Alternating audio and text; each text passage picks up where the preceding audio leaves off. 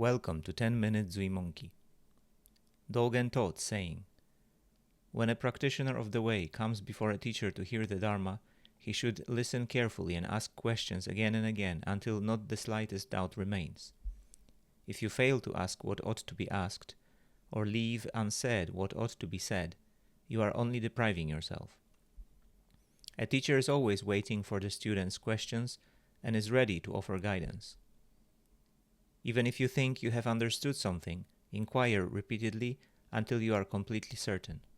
Likewise, the teacher should question the student to make sure the teaching has truly been understood and that no doubt remains. Today's passage is short and straightforward. Dōgen speaks about the relationship between a student and a teacher. He says, when a practitioner comes before a teacher to hear the Dharma, he should listen carefully and ask questions again and again until not the slightest doubt remains. At first glance, this sounds like simple advice. If you don't understand something, ask. But Dōgen is pointing to something deeper.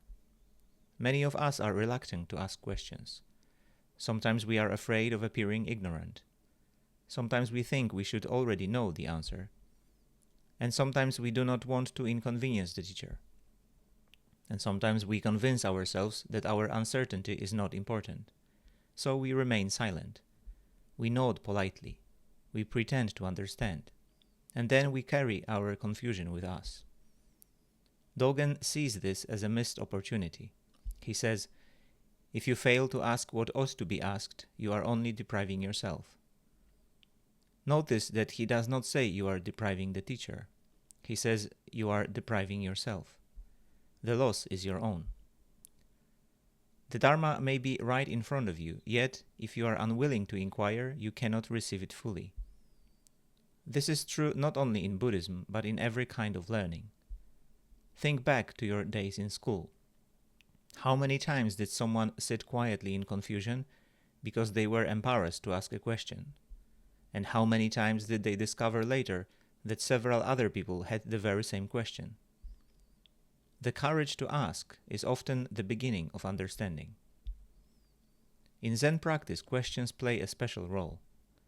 Many people imagine Zen as a tradition that dismisses words and explanations. Certainly, Zen warns us not to become trapped by concepts.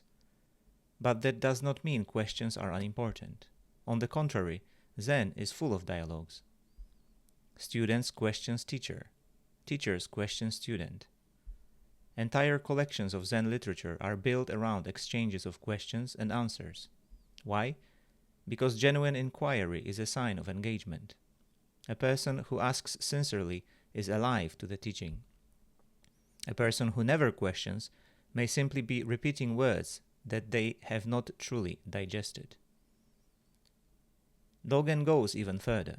He says that even when you think you understand something, you should continue asking until you are completely certain. This is a wonderful reminder. Often our first understanding is only partial. We grasp the surface but not the depth. We understand the words but not the meaning. We think we know, but our knowledge has not yet matured. Returning to a question again and again can reveal layers that we missed before. Anyone who has studied Buddhism for a while knows this experience. You read a passage and think you understand it. A few years later, you read the same passage again and discover that you had barely scratched the surface. The words have not changed. You have changed. The practice has changed. Your understanding has deepened. Questions are not always solved once and for all. Sometimes we grow into the answer.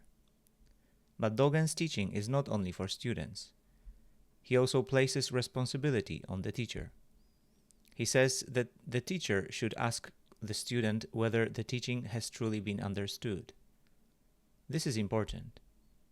A teacher should not assume that because something has been explained, it has been understood. Nor should a teacher be satisfied merely with speaking. The purpose of teaching is communication. The purpose of communication is understanding. If understanding has not occurred, the work is not yet finished. This reveals something beautiful about the relationship Dōgen envisions. The teacher is not simply a lecturer delivering information. The student is not merely a passive listener.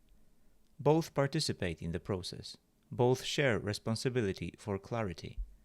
Both work together to remove doubt. And that brings us to another important point. Dōgen does not say that doubt itself is bad. In fact, doubt can be extremely valuable. Doubt often marks the place where learning begins.